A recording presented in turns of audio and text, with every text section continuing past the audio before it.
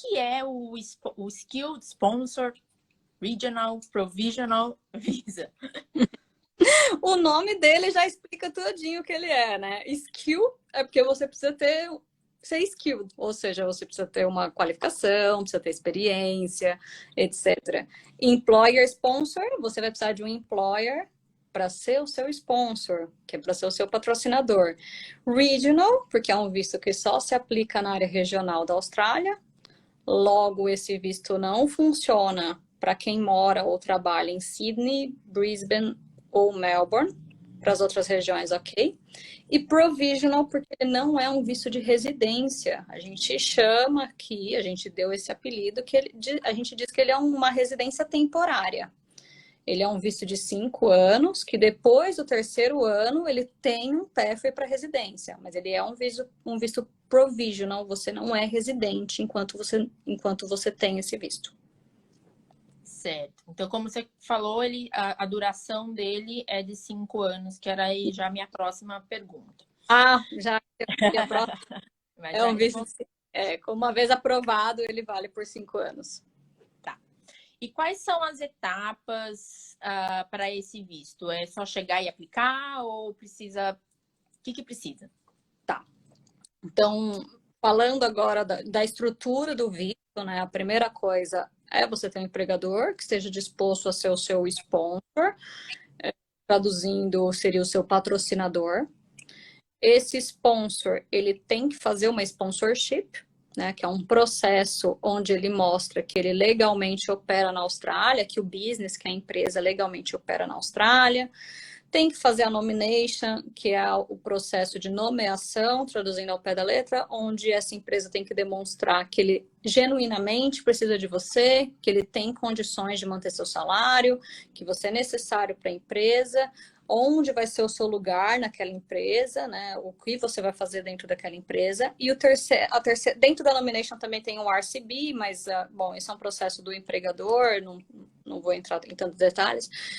E o visto, que é a parte do candidato, do aplicante, onde o aplicante vai mostrar como é que ele cabe dentro daquela nomination e todos os critérios que a pessoa precisa ter, né, que são skills assessment, idade, etc., para aplicar o visto. Uhum. Tá.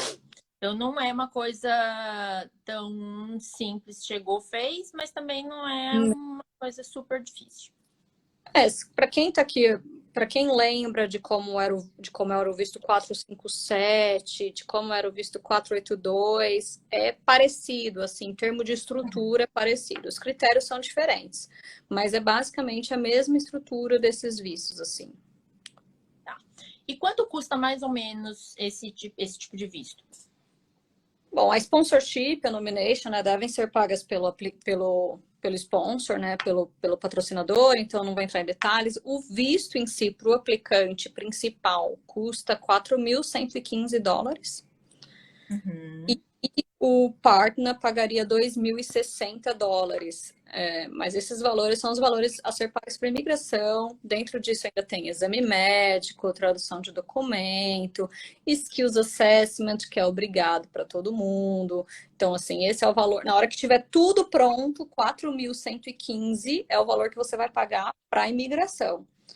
Ou mais 2.060 se você tiver um parceiro, e mais 1.030 para cada criança que for entrar no visto, menor de 18 anos, por aí. Mas esses são os valores para pagar para a imigração, os valores da taxa do visto. Tá.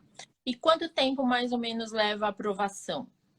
Tem um time frame, assim? Está variando bastante. No site da imigração, diz lá no site da imigração que está levando de 3 a 10 meses. Infelizmente, a gente tem alguns no escritório parados há mais tempo. Também já teve caso de sair com menos de 3 meses, então, assim, é bem variável. Agora, durante a pandemia, a imigração criou uma lista que chama PM-SOL, que é uma lista de prioridade, né? Então, dentro das 44 profissões que são consideradas priority, que são consideradas prioridade aqui na Austrália. Então, cada vez que uma pessoa aplica com uma profissão que está dentro dessa lista de priority, ela é atendida primeiro. ou seja, com prioridade em relação aos outros que estão aplicando. Então, isso faz com que quem está dentro dessas 44 profissões tenha o visto aprovado até mais rápido, possivelmente esses que estão entrando nesse time frame de 3 meses, e quem não tem uma position considerada priority, né, que está vai demorar mais, vai ficar mais para trás. Então, quando a imigração fala que está levando de 3 a 10 meses, a gente tem que considerar essa lista que foi criada com essas 44 profissões. Entendi. É meio difícil dizer assim quanto tempo. No geral, todos os vistos estão demorando um pouquinho mais do que era antigamente, né? Vamos dizer assim. Todo. Tá. Tenho mais uma pergunta aqui. Então, você já comentou, então é necessário fazer um skills assessment para ser elegível para esse visto. Então, qualquer profissão, precisa do skills assessment. Obrigatório para todo mundo. É um critério do visto. Algumas pessoas vão falar, no 482 não precisava. Porque o 482, ele tem uma lista que precisa de skills assessment e uma lista que não precisa de skills assessment. No 494 não tem distinção. 494 é skills assessment para todo mundo. Tá. Então, só para quem não sabe, skills assessment é como se fosse uma validação da profissão. Isso, skills assessment, eu não sei traduzir isso ao pé da letra, a gente já não deu certo. Mas seria uma validação, mas não só uma validação da sua qualificação, uma validação da sua carreira inteira. Então, da experiência e da qualificação, né? Então, cada órgão, por exemplo, quando você, por exemplo, marketing specialist, quem faz o assessment é o VETASES. O VETASES exige, é obrigatório, qualificação e experiência. Um exemplo. Quem é engenheiro que faz o assessment pelo Engineers Australia, dá para fazer o assessment só com qualificação. O Engineers Australia não pede experiência. Aí a gente vai entrar numa outra história, porque o visto 494 por si só vai pedir experiência, né? Mas para os assessments, cada órgão coloca suas regras. Então, o TRA tem programas diferentes, então vai depender de qual programa você entra. A ACS tem níveis diferentes de experiência, então se você tiver um bacharel, vai precisar de 2 anos de experiência. Se você não tem qualificação nenhuma, precisa de RPL, mais 8 anos de experiência, então depende. É assim que funcionam os skills assessments. É uma análise, então, da vida acadêmica e profissional, e aí depende de cada órgão, então, Hoje em dia, quando me procuram para um 494, acho que é um entendimento de todo mundo aqui na Seven, antes da gente checar se a empresa vai conseguir fazer o sponsor, se a nomination é válida, a gente se preocupa com os skills assessments.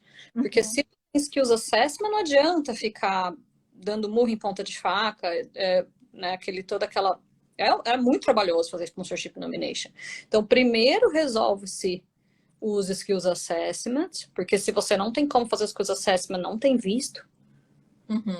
Daí, tendo os skills assessment, daí a gente vai pensar no resto, né?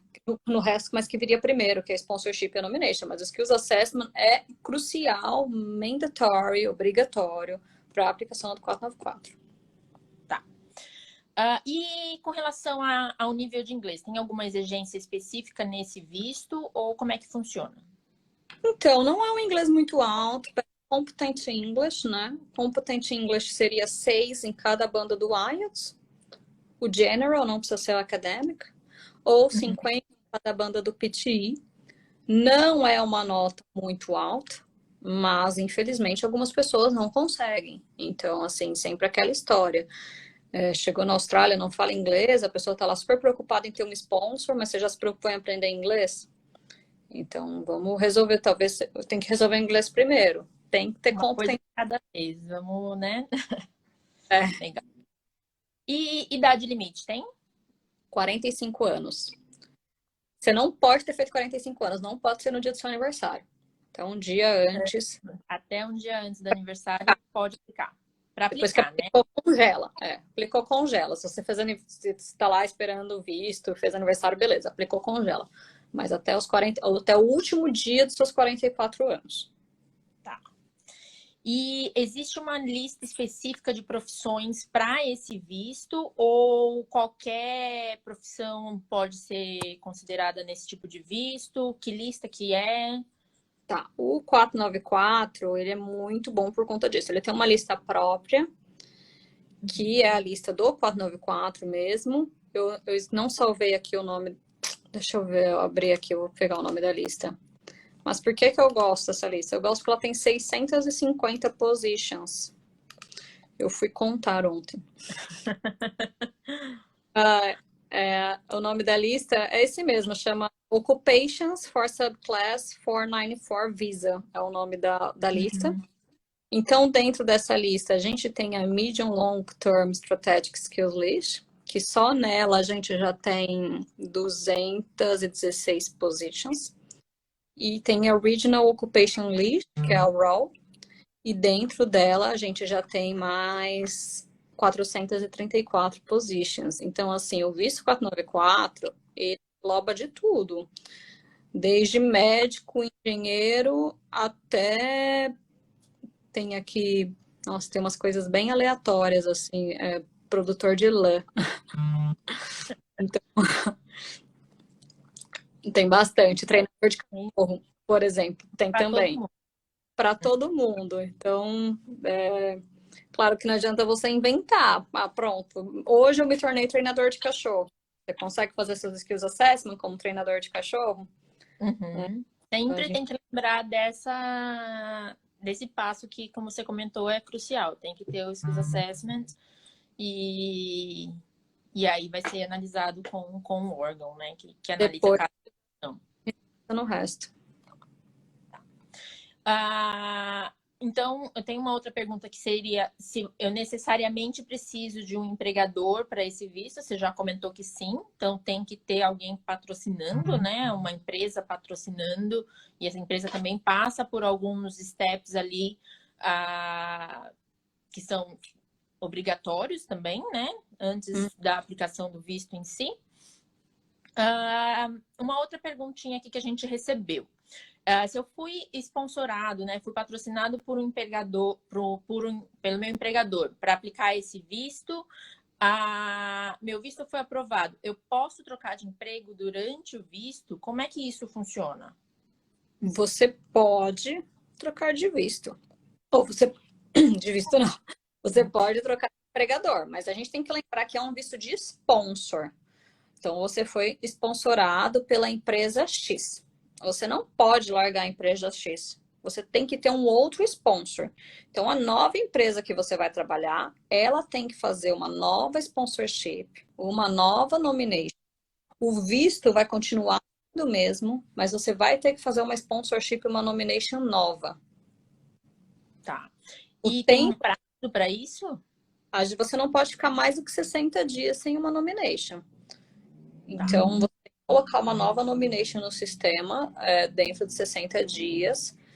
O tempo do visto continua correndo, então aquele critério de 3 anos e tal vai continuar correndo, só que você vai ter que ter uma nova sponsorship, uma nova nomination no sistema. O visto 494 não caminha sem ter uma sponsorship e uma nomination. Então, você pode trocar de empregador, desde que o novo empregador faça uma nova sponsorship e uma nova nomination.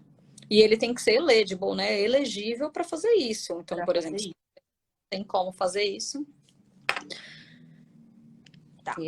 E tem um salário mínimo para esse tipo de visto?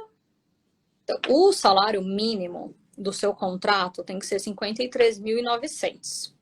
Mas esse é o salário para todas mínimo. as posições? Não. Então, a gente tem 2 parâmetros. Primeiro é o que a imigração pede. A imigração pede que seja no mínimo 53.900. Mas a imigração também fala que o seu salário não pode ser abaixo da média de mercado. Então, por exemplo, o médico ganha 53.900. Qual é a média do salário do mercado do médico? O mínimo é 53.900, né? Abaixo disso nunca. Mas qual que é a média do salário? O average de um médico?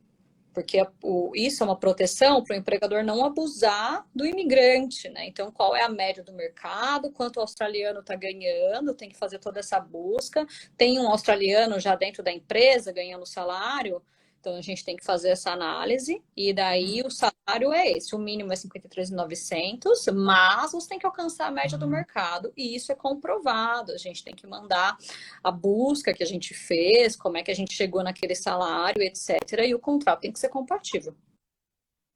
Certo. O que mais? Eu tô vendo que algumas pessoas estão mandando algumas perguntinhas. Eu vou finalizar as que a gente já recebeu aqui e aí depois a gente volta e vê se tem alguma que não foi respondida ainda, tá, pessoal? Mas pode continuar mandando que a gente vai passar por todas. Esse visto, então, ele é um visto só para a área regional, como você comentou lá no começo, para basicamente as grandes cidades ali que não podem ser, não pode ser. É Sydney, Melbourne e Brisbane ficam de fora. Tá. Se eu trabalho numa empresa numa área regional e ela me transfere para uma outra unidade, que não é uma área regional, eu posso ter problemas com visto? Pode sim. Deixa eu anotei aqui o número da condition. Quando o seu visto é aprovado, como todo visto, ele tem lá as suas conditions, né? Uhum. E a gente tem a condition, que é a número 8579, que fala que a pessoa must deve, obrigatoriamente, não tem opção, estudar, morar e trabalhar na área regional. Então, se a empresa te transfere para, por exemplo, você estava trabalhando em Gold Coast, que é a área regional, e a empresa fala, não, agora eu vou te transferir para Brisbane. Mesmo que você continue morando em Gold Coast, eu não sei quão longe é isso, estou só dando um exemplo, mesmo que você continue morando em Gold Coast, mas aí você vai trabalhar em Brisbane, você não está cumprindo a condição do visto, porque você está trabalhando na área regional. Então, você deve morar, trabalhar e, se estiver estudando, estudar na área regional.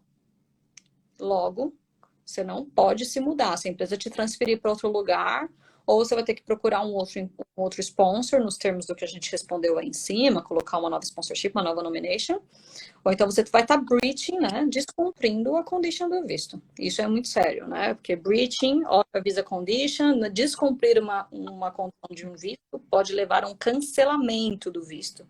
Não é um visto recusado, é um visto cancelado. Isso tem um peso muito maior. Certo. E se essa transferência for para uma outra cidade ou para uma outra área regional, aí não teria problema. Beleza. Tem que fazer o update, né? A gente tem que avisar que isso está acontecendo.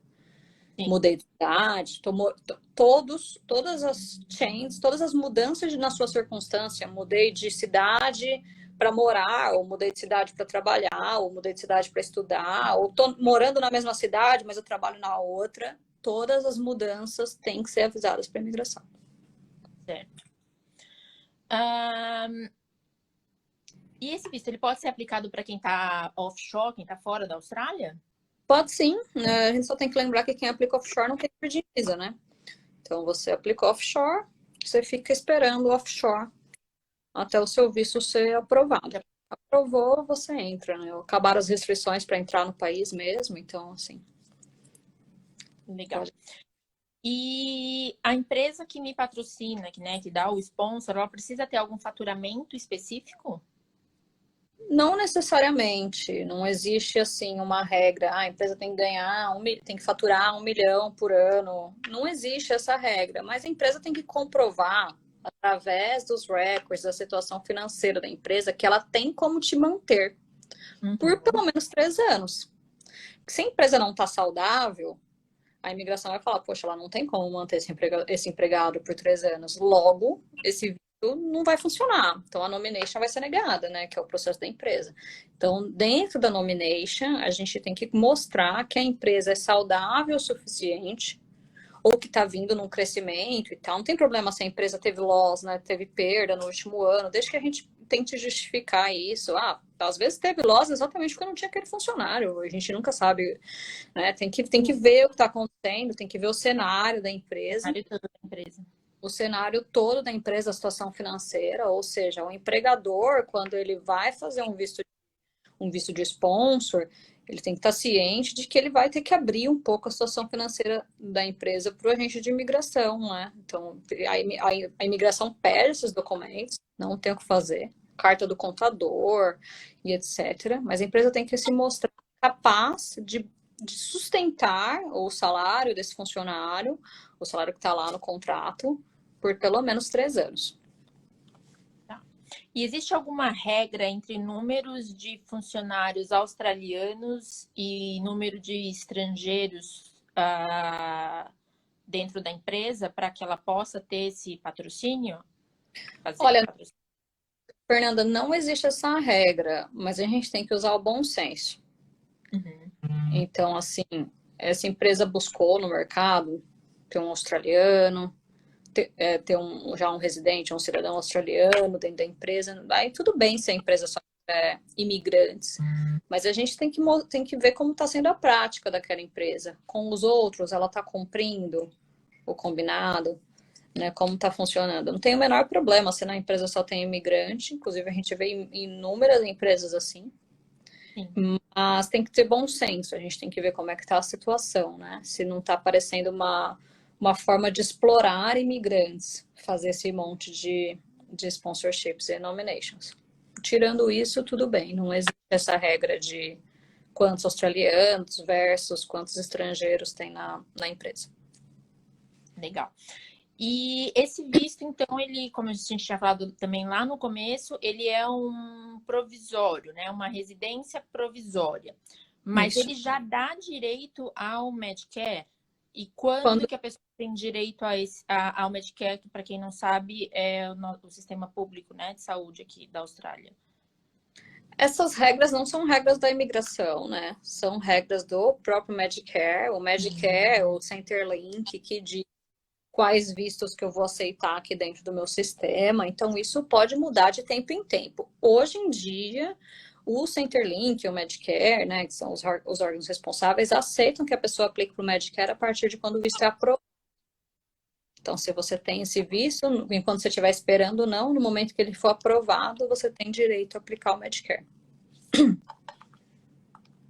E aí, depois de quanto tempo a gente pode aplicar para um visto permanente e definitivo, sem ser, né, esse provisório? Então, é assim que funciona. É um visto de 5 anos, né? Então, quando você tem um visto de 5 anos. O que acontece? Você tem que comprovar que por 3 anos, dentro dos 5, por 3 anos, que você ganhou 53.900. Você não tem que comprovar que você ganhou o valor do seu salário. Você tem que comprovar que você ganhou os 53.900. Não ganhar o valor do seu salário é um outro problema. Mas a regra para o 191, que é a residência depois, é que você tenha feito pelo menos 53.900 no seu ano fiscal, por 3 anos fiscais. Então, depois que você cumpriu por 3 anos, morou, estudou, trabalhou na área regional, ganhei pelo menos 53.900, aí sim eu sou elegível a aplicar o visto 191, que é a residência definitiva. Né? A gente só tem que tomar cuidado, porque, por exemplo, pensa numa pessoa que tem um salário baixo, sei lá, 55 mil, aplicou ali só no limite. Então, no primeiro ano, ele continuou com o mesmo empregador, ganhando lá 55 mil. No segundo ano, ele resolve trocar de sponsor.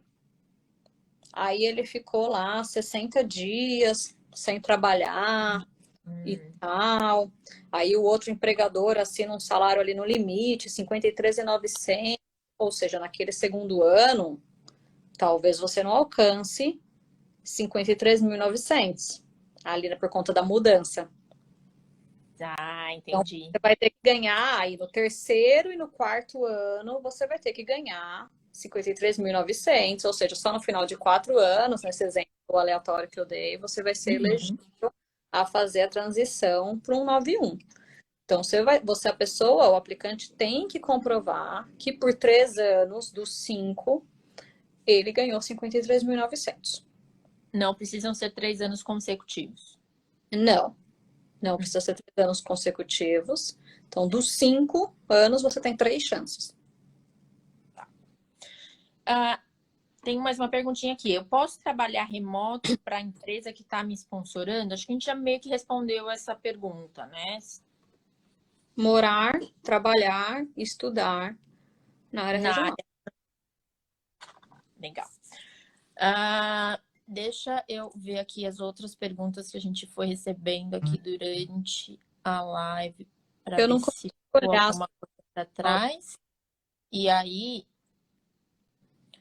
das perguntas que eu tinha recebido anteriormente, acho que a gente já cobriu tudo. Vou lá desde o começo para a gente ver se não ficou nada para trás, tá? Vamos lá. Eu vi algumas perguntas.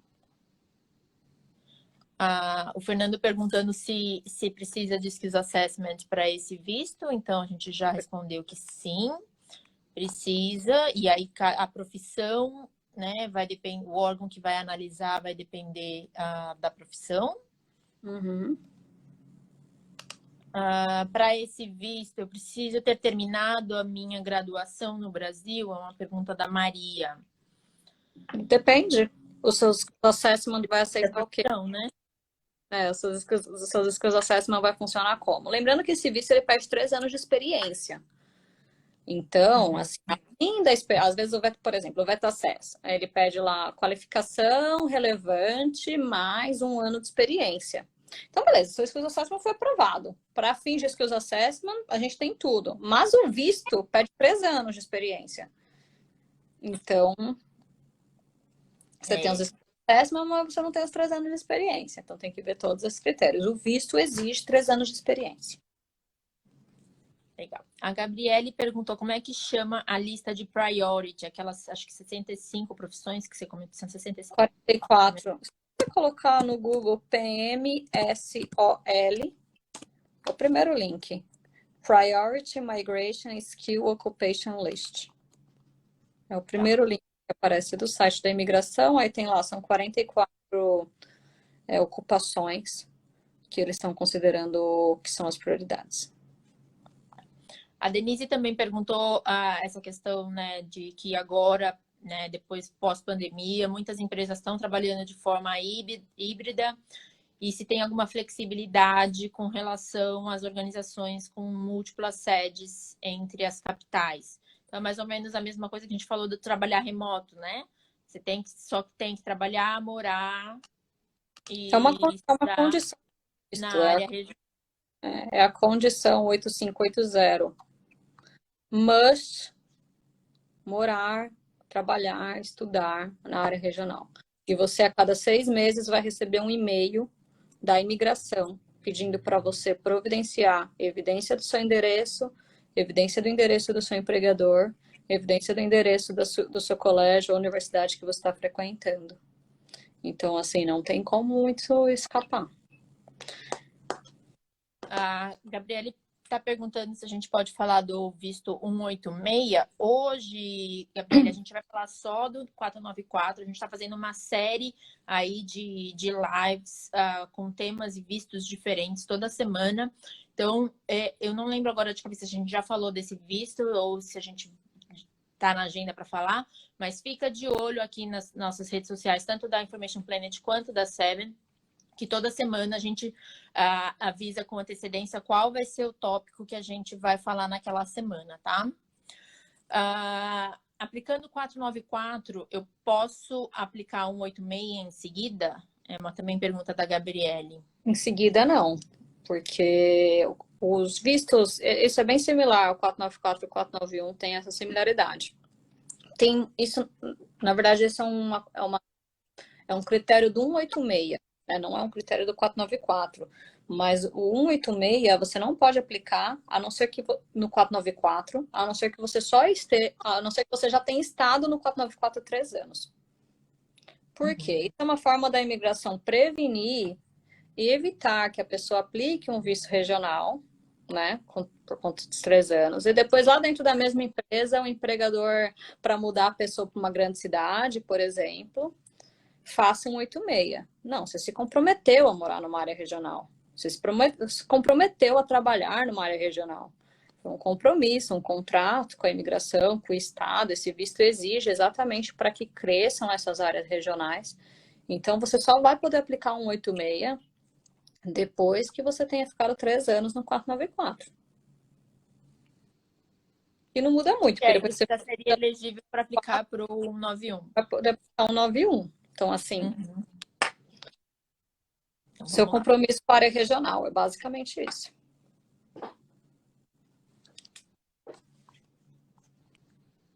Deixa eu ver se tem mais alguma perguntinha aqui sobre esse tema do 494.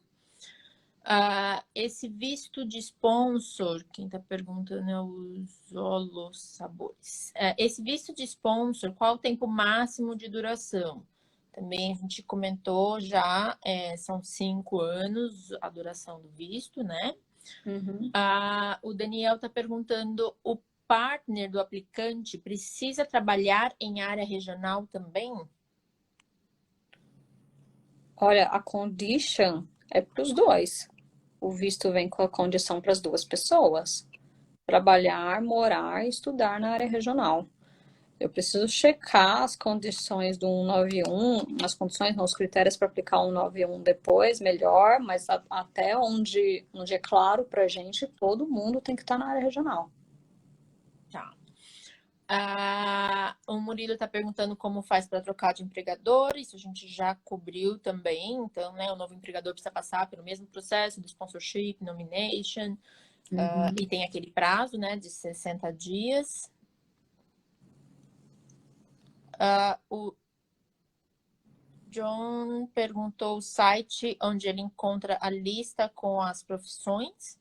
Acho que se você colocar no Google, né, Skilled Coloca no Occupations, Google Skilled Trades, 494. provavelmente já vai trazer no primeiro Quando ali o site da imigração. Quando você digita 494 list, o primeiro link é o site da imigração. Aí tem lá a lista de vários vistos. O último link dentro dessa lista é o 494. Você consegue ver a lista. Legal. O visto regional, a Vivian está perguntando, para Tasmânia, tem mais flexibilidade em relação aos outros estados? E 494 se sim, é estado. Se ela possivelmente o que ela está perguntando é sobre o 491, que muda a regra da State Nomination, que você é nomeado pelo estado, aí muda a regra para cada estado. E daí vai depender da ocupação e de outros critérios, né? A gente tem que ver, quando a gente pensa em State Nomination para o visto 90, tem que ver o que cada estado está pedindo e o que o estado pede muda de profissão para profissão. Para o 494 vai igual, para a Austrália inteira. para todos os estados. Legal. A Lab vai ficar salva, sim. Zolo, existe algum tipo de visto na Austrália que permite trabalho remoto? A Camila está perguntando. Remoto offshore, a pessoa está em outro país. Não sei também, não. Porque se a pessoa está em outro país, ela não precisa de um visto para a Austrália. A Denise está perguntando, o Skilling Australia vai, que a empresa tem que pagar, é que valor? Me dá um instante, eu não sei de cor, mas eu tenho aqui o preço.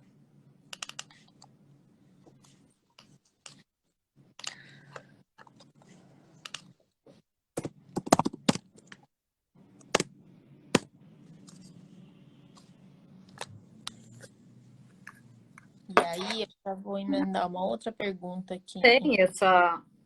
O que a empresa tem que pagar para nomination, se a empresa tem um turnover, né, de até 10 milhões, a empresa vai pagar para nomination $3.000. Se a empresa tem um turnover maior do que 10 milhões, ela vai pagar $5.000 da taxa da nomination. É um pagamento só, então são $330, né? Então você vai pagar a taxa da sponsorship e vai pagar essa taxa, que é que depende de quanto a empresa tem de faturamento. E o valor do RCB, que também é um processo do empregador, daí cada estado tem um valor para o RCB. Mas é mais ou menos isso que o que a empresa vai pagar. Legal.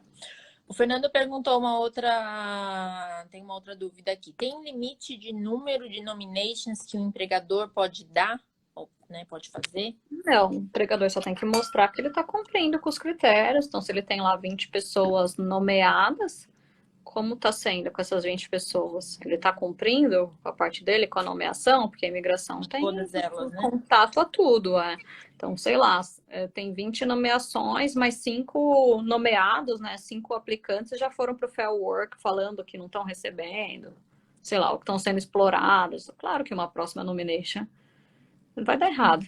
E se estiver cumprindo tudo certo, a gente tem empresas grandes aí, se você for pensar numa, sei lá, numa mineradora, uma Rio Tinto, às vezes 10% de tudo aquilo é imigrante, né? Que tem nomeação em diferentes tipos de visto, ou até mais, estou chutando o número. Então, não existe limite. Mas tem que cumprir com os critérios. A empresa também, a gente está falando das condições de visto, né? Quando a gente pensa em condições de visto, a gente tem as condições para o aplicante, mas a empresa tem 1 zilhão de obrigações com aquela pessoa. Legal. O Murilo está perguntando se é possível trocar de empregador ainda no Bridging Visa. Ixi. Não. Retira tudo.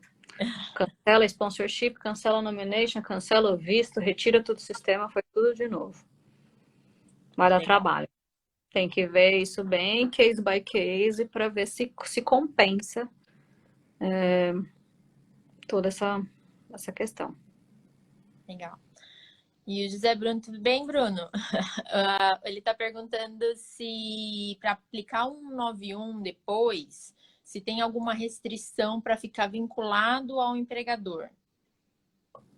A gente tem que ter em mente que quando a gente aplica o visto, ele não é aprovado ali na hora, né?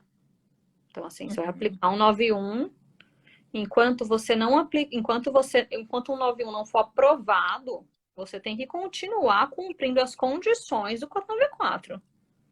E o que você tem de condição com o 9494 é você estar vinculado àquele empregador. Daí a gente volta naquela história, se mudar de empregador, troca sponsorship, troca nomination.